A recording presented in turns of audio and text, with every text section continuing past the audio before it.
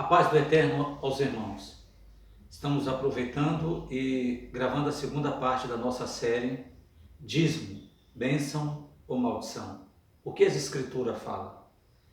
Meus amados, nós paramos na primeira etapa falando de Gênesis 26:5, que Abraão guardava os mandamentos, os estatutos, as ordenanças, os juízos e a lei. Não lei em singular, mas leis no plural. Dando seguimento hoje, eu vou mostrar para você hoje, querido, a grande importância desse sagrado livro e o quanto esse livro é poderoso, o quanto esse livro é grande para mim, porque contém a boca do Eterno falando nessas escrituras sagradas. Dando continuidade, nós vamos acompanhar que Abraão, ele era simplesmente um precursor da lei, assim como João Batista foi o precursor do Messias. O que é um precursor? Precursor é aquele que avisa o que há de vir depois dele. Ele passa a ensinar, ele passa a trazer aquelas falas sobre o seu próximo que há de vir, e nele glorifica tudo e registra as coisas para que o outro possa fazer realmente o registro oficial. Então vamos lá, queridos, olha que coisa interessante. Se você observar, saindo de Gênesis, nós vamos agora em Levítico 27, versículo 30 ao 34. Em Levítico 27, 30 ao 34, fala que, consideravelmente, o dízimo pertence ao povo de Israel. O dízimo pertence ao povo de Israel. Lá declara no verso 34, que foi uma ordenança, que foi uma lei dada por intermédio de Moisés no Monte Sinai. Quando ele recebeu no Monte Sinai o recado. E ali ele passou para o povo, para que o povo pudesse entender a questão do que era o dízimo. Pois o assunto de Levítico 27, você fazendo a leitura ali do versículo 30 ao 34, você observa que ele fala o tempo todo sobre dízimo. Ele trata sobre dízimo. E no verso 34 ele dá a sentença de que esse dízimo é da lei, pertence ao povo de Israel. E nós não somos povo de Israel, nós somos gentios, totalmente isento daquele cronograma que a lei foi dada por Moisés. Agora, olha que coisa interessante. Lá é registrado que o dízimo é uma lei. Mas, escute bem isso aqui. Olha que coisa que chama a nossa atenção. Quando eu fui em alguns debates para mostrar que o dízimo não existe mais e que acabou, algumas pessoas vieram para mim e disseram logo: irmão, você está equivocado, porque o livro sagrado de Malaquias, capítulo 3, versículo 10, fala do dízimo. E manda que traga todos os dízimos à casa do tesouro. De fato, eu não posso negar que Malaquias 3,10 relata sobre isso. Mas logo em seguida eu perguntei para essa pessoa: você leu o 3,10, mas você leu o 3,8? Perguntei se ela tinha observado o 3,8. Porque no 3,8 diz assim: roubará o homem a Deus? Em que me roubais? Vós todos que me roubais nos dízimos, nas ofertas alçadas. Veja que o próprio Eterno faz ali um ênfase e o chama aquele povo de ladrão. Diz que aquele povo é um ladrão. E por que um ladrão? Porque rouba o dízimo. Agora, olha que coisa interessante. Esse povo rouba o dízimo dentro de uma lei que castigava, dentro de uma lei que penaliza o ser humano com castigos altamente, vamos dizer assim, de morte, vamos dizer assim, de chicotadas, pelo aquele mal que a pessoa praticou, desafiando as ordens do Eterno. E lá está bem claro: roubará. Quando ele diz roubará o homem a Deus, ele já dizia que naquela época já tinha ladrão. E ladrão sem nenhum temor dentro do próprio escrito da lei. Eu vou te dar um exemplo aqui bíblico, porque o que interessa para a gente é o que essa escritura fala e não o que eu falo, ou pastores ou padre falam. O que interessa é aqui, é a boca do Eterno conosco. comigo e você. Escute bem o que eu vou te falar. Lá, nas Escrituras, relata tão claramente que Deuteronômio capítulo 15, é em Números capítulo 15, versículo 32. Números 15, 32. Abra sua Bíblia e leia ela aí, para você poder saber que eu estou te dizendo a verdade. Em Números 15, 32, aconteceu uma coisa interessante.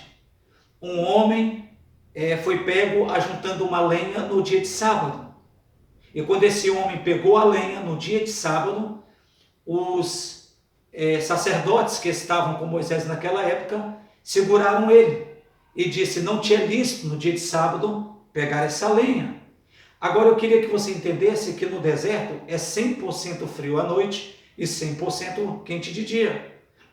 E quando aquele homem pegou ali a sua lenha, provavelmente de noite, era para aquecer e até mesmo afugentar os escorpiões e os animais que tinham ali. Mas quando ele pega, infelizmente ele pegou no horário de sexta-feira, depois do pôr do sol. No caso, para o povo de Israel já era sábado. E quando ele pega, os sacerdotes o seguram e leva até Moisés. Quando chega até Moisés, os sacerdotes olham e dizem: espera aí, vamos colocar ele em guarda. Moisés manda que segure ele em guarda, junto com os sacerdotes, e vai até o monte Horebe para perguntar para Deus o que vai fazer com aquele homem. E a ordem lá do céu foi, diz: tira esse homem fora do arraial e apedreja ele até que ele morra, porque ele pecou nesse dia do sábado. Veja, o que eu estou te explicando é que na antiguidade a lei penalizava, a lei mata, a lei não te dava chance, a lei não tinha essa coisa de você, como tem na graça, de socorrer a um perdão imediato, porque essas coisas já eram estatutos e juízos para a vida, te davam vida, essas coisas já te davam vidas. Vamos lá então voltar no livro de Malaquias. Quando nós chegamos no livro de Malaquias, no capítulo 3 e no versículo 8, roubará o homem a Deus, eles já não tinham mais temor. O sacerdócio roubava, o dirigente roubava, o chefe do Estado roubava, eles já não tinham mais temor nenhum, porque o próprio Eterno falava assim com eles: em que vocês me roubam? Vocês estão me roubando nos dízimos das ofertas alçadas. Eles roubavam com força, não tinha mais temor, não tinha mais o medo da morte, não tinha mais aquele medo de separar aquele homem e serem castigados. E vejam que estavam dentro da lei. Mas o meu maior desafio ainda, querido, foi quando eu disse para as pessoas o seguinte: olha que coisa interessante. Eu disse às pessoas: vejam, o maior desafio, vamos, pastores e padres, vamos ler em Malaquias capítulo 1, versículo 8, na congregação nessa noite. E todos fugiram, todos correram. E por que correram? Porque se você abrir Malaquias 1:8, que é o mesmo livro de Malaquias 3:10, que é usado, no 1:8 fala que você tem que trazer um animal sem defeito para dentro do templo, para que seja sacrificado. Ora, como que eu posso usar o capítulo 3:8, que é do mesmo livro de Malaquias, e não uso o 1:8? É meio insano, não está com sua insanidade normal no local, ok? Agora vamos fazer uma outra coisa. Eu fiz um outro desafio. Eu peço que todas as denominações usem o livro de Malaquias, ainda o livro de Malaquias, ainda ele, no capítulo 2, no versículo 8 e 9. Quando lá diz que os sacerdotes devem chamar a atenção do povo para obedecer toda a lei de Moisés, inclusive o sábado, que era penalizado pela morte, como foi o caso de Números 15, 32. Ora, amados, preste bem atenção. Isso aconteceu no Velho Testamento.